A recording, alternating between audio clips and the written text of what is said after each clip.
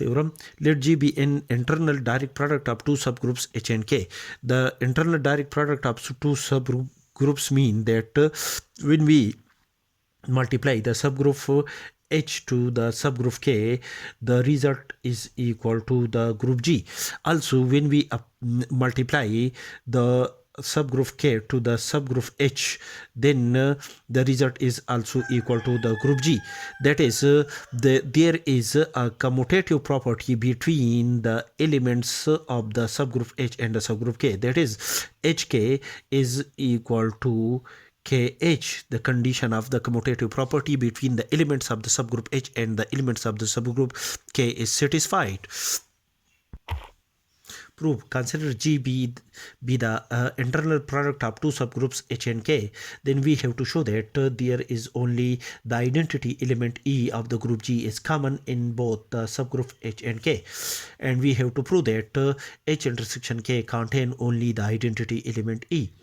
Let us consider there is another element X is common in the subgroup H and K. That is, the element X belong to H intersection K. Then by definition of the intersection, the element X is an element of the subgroup H as well as the element X is an element of the subgroup K of a group G.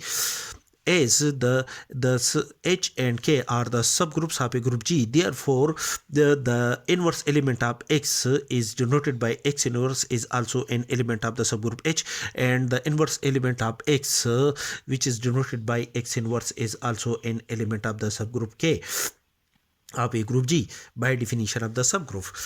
That is, the element X and X inverse, these two elements are the inverse of each others. Since G is the internal product of the subgroups H and K, that is, the group G is equal to the product of the subgroup H and the subgroup K. Therefore, each element G belong to the group G is uniquely expressible as a product of the elements H of the subgroup H and K belong to the subgroup K. That is, when we operate the element H of the subgroup H to the element K of the subgroup K, that is H multiplied by K, we have an element G, unique element G of the group G.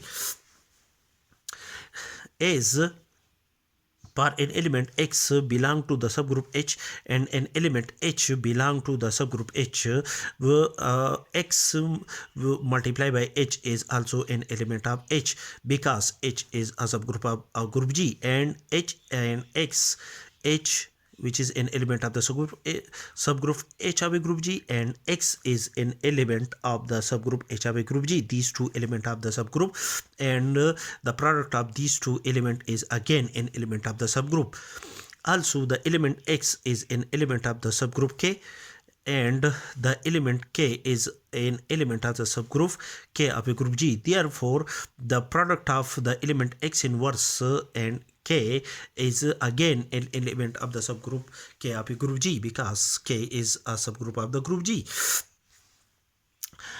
Therefore, the element G, which is equal to H multiplied by K, is also equal to H EK, where E is an identity element of the group G, and the element X and X inverse are the inverse of each other. Therefore, when we multiply the element X to X inverse, the result is equal to an identity element, which is therefore we replace the identity element by X multiplied by X inverse, which is equal to HX X inverse K, and which is also equal to Hx multiplied by X inverse K.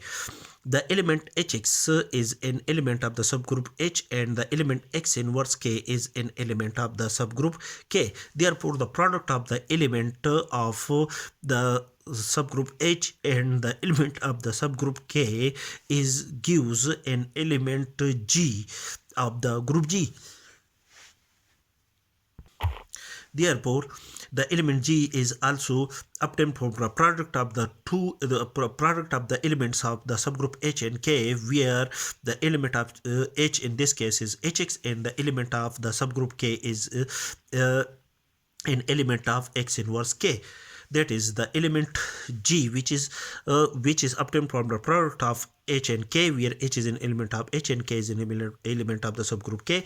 Also in obtained from the product of Hx multiplied by X inverse K. That is, in this case, G is uniquely expressible. Therefore, according to this condition, the element H is equal to Hx and the element K is equal to X inverse K, because the element G is the same. And this condition that H is equal to Hx and K is equal to X inverse K is satisfied only when X is equal to an identity element. That is, when we operate the identity element to an element H, that is H E, identity element E is equal to an element H. And when we operate, when X inverse is also equal to an identity element, that is, operate the identity element to an element K, the result is equal to an element K. Therefore, in this case, this condition of equality in both cases is the same when X and X inverse is equal to an identity element. Therefore, the element X belong to the set H intersection K is an element X is equal to E. That is, the element X is equal to E belong to the set at H intersection K. Hence, the set H intersection K contain only the identity element E of the group G, which is required.